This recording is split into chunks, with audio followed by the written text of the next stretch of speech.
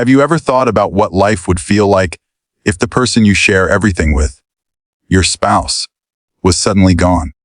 Most people push this thought away because it feels too heavy, too painful. But sometimes, facing the truth before it arrives helps us live with fewer regrets and more love. The greatest heartbreak isn't just losing your partner. It's realizing you missed chances to live fully with them while you still had time. So let's talk about 4 things people regret the most when their spouse dies first, and how you can avoid them, so your life together is not only long but deeply happy. Before we begin, if you have not subscribed to my channel yet, make sure to hit that subscribe button and turn on the notification bell so you never miss any video. Number 1, not saying, "I love you," enough. Have you ever noticed how easy it is to say, "I love you" in the beginning of a relationship? How quickly those words start to fade into the background once life gets busy. In the early days, we text it, whisper it, even sing it. But after years of routines, responsibilities, and the daily grind, many couples begin to assume their partner already knows. And while actions are important, silence leaves a gap that words were meant to fill. The truth is, no matter how strong your bond is, everyone needs to hear that they are loved. Not once in a while, not just on birthdays or anniversaries, but often, deeply, and sincerely. Think about it. If tomorrow never came, would your spouse remember hearing you say, "I love you," yesterday? Or would they be left with weeks of silence, where love was implied but never spoken out loud? That's the sting many people feel when their partner is gone. They replay moments where the words should have been spoken, but weren't. It isn't that they didn't love their spouse. They did fiercely. But they forgot to express it, and that silence turns into a regret that lingers. I once heard a woman share a powerful story about her marriage. Her husband passed away suddenly after a heart attack. She said what haunted her most wasn't the trips they never took, or the plans they hadn't completed. It was the fact that on the morning he died, she rushed past him on her way to work and barely said goodbye. She thought there would be time later to slow down, to say the words she always said in her heart. Later never came. Those 3 small words, withheld in the chaos of routine, became the heaviest weight she carried. Her story is not rare.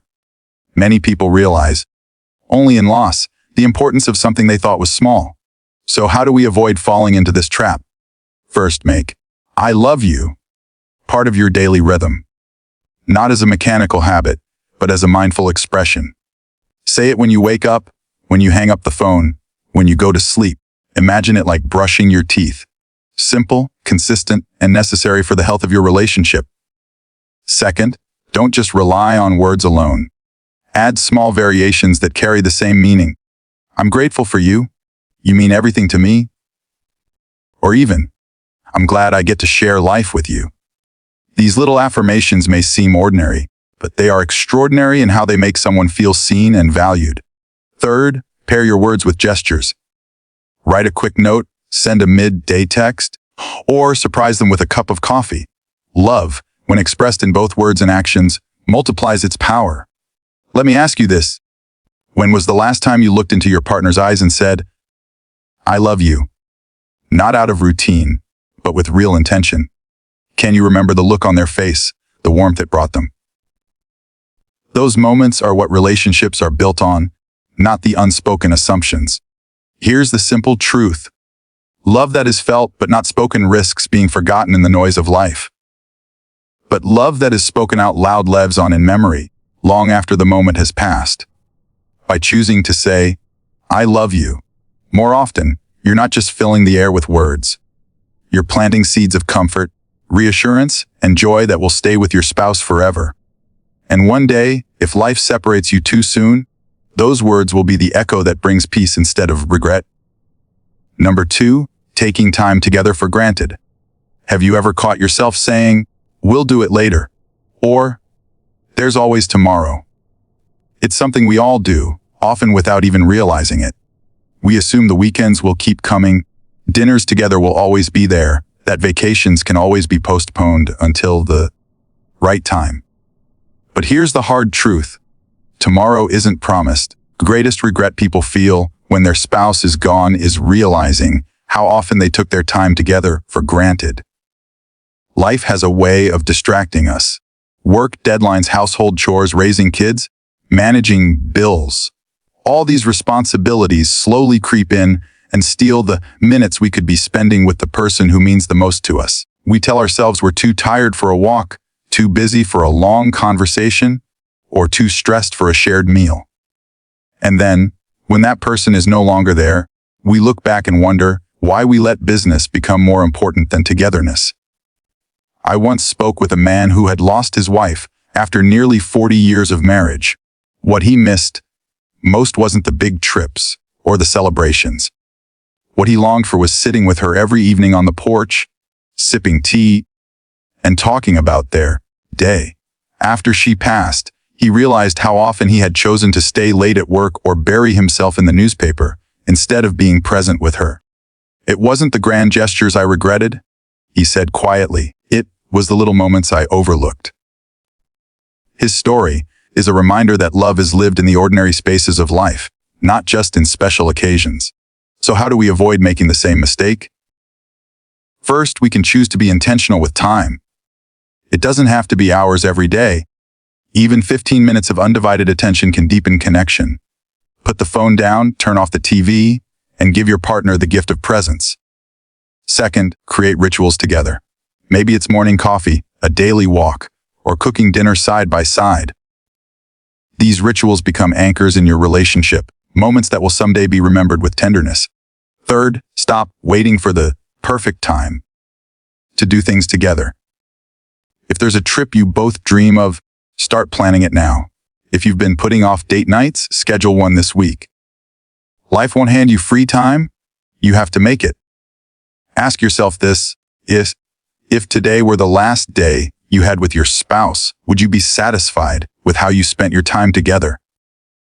Or would you wish you had put aside the laundry, the emails, or the scrolling on your phone to simply hold their hand a little longer?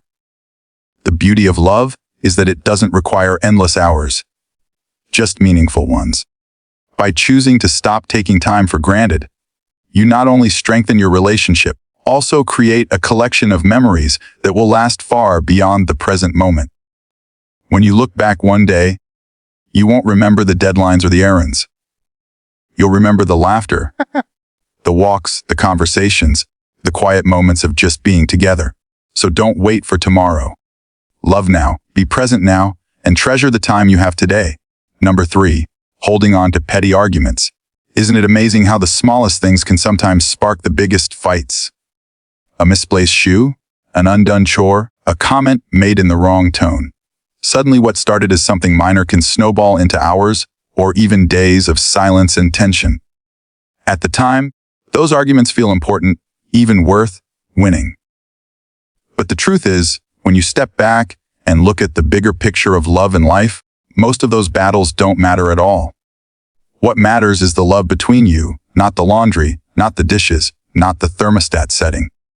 And yet, too many people hold on to these petty arguments like trophies, only to regret it later when time runs out. The pain of regret often comes from realizing how much energy was wasted on things that should have been let go.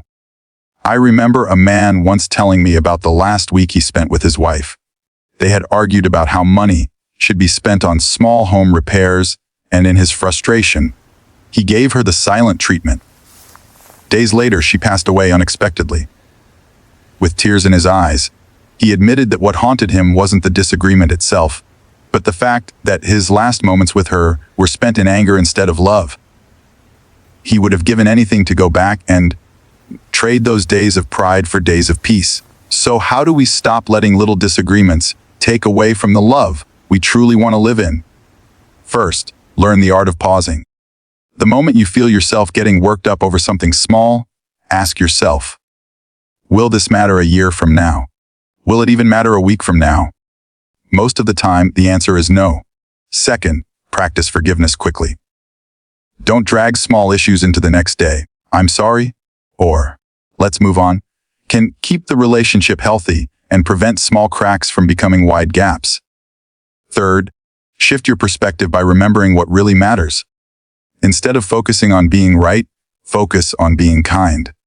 At the end of your life, you won't cherish the times you won an argument. You'll cherish the times you chose love over stubbornness. Let me ask you this. If you knew today was the last day with your spouse, would you still care about who left the lights on, who forgot to take out the trash, or who spent a little extra money at the store? Or would you wish you had laughed instead, hugged instead, forgiven instead? The reality is, love is too precious to be buried under pride. Every time you hold on to a petty argument, you risk losing moments of joy that could have been spent together. By letting go, you don't just end a fight, you open the door for peace, for connection, for laughter. And when the day comes that you can no longer share those moments, be grateful you chose love over being right. So don't let the little things steal from the big picture. Arguments will happen. It's part of life. But holding on to them, that's a choice. And choosing love over and over again will always be the decision you'll never regret. Number 4, forgetting to build your own joy too. Have you ever met someone who gave so much of themselves to their spouse that when their partner was gone, didn't know who they were anymore?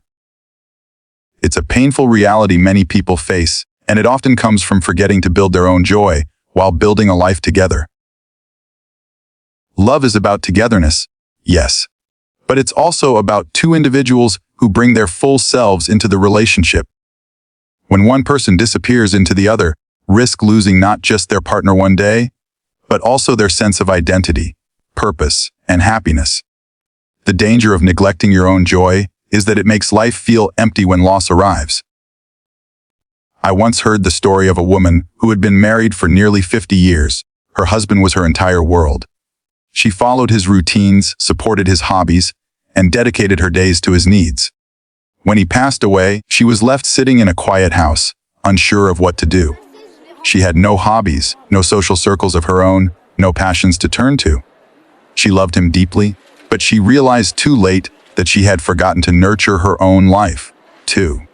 Her grief wasn't only about missing him. It was about missing herself. This doesn't mean you should love your spouse any less or pull away from the bond you've built. It means you should remember that bringing joy into your own life enriches the relationship rather than weakens it. Think of it this way: two people with full, vibrant lives create a partnership that feels alive and balanced. But when one person relies solely on the other for happiness, the relationship becomes fragile. If tragedy strikes, the surviving partner is left with a double loss: the person they loved and the life they forgot to build for themselves. So, how can we avoid this? First, give yourself permission to pursue what makes you feel alive. Whether it's painting, gardening, learning a new skill, joining a local club, allow yourself to explore passions outside of your relationship. Second, nurture friendships. A healthy support system is not a betrayal of your marriage. It's a lifeline that strengthens both you and your partner. Third, set aside time just for you, guilt-free. Even a small ritual, like reading in the evening or going for a walk alone, can help you reconnect with yourself. These steps don't take away from your relationship. They actually bring more energy, joy, and balance into it. Let me ask you, if your spouse had to leave tomorrow, would you still know what brings you joy? Would you have something meaningful to lean on, or would you find yourself lost in the silence? The truth is, the best gift you can give both yourself and your spouse is a life that feels whole. One where love is shared, but joy is not forgotten. When you nurture your own happiness, you don't just protect yourself from regret, you also bring more light into your relationship. You laugh more, share more, inspire each other to grow. And one day, if you must walk alone, you'll walk with strength, carrying not only the love you shared, but also the joy you cultivated for yourself. So don't forget this: loving your partner deeply is beautiful. But loving yourself enough to build your own joy is just as important. It means that no matter what life brings, you'll always have something to stand on, something to smile about, and something that makes your life feel worth living. Here's the truth. Regret doesn't come from losing. It comes from not living fully while you had the chance.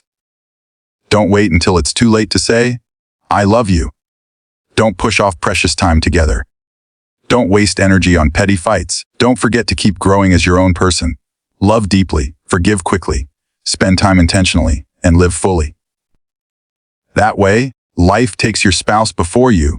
You won't be left with a heart full of regrets. You'll be left with a heart full of memories, joy, and peace. Thank you.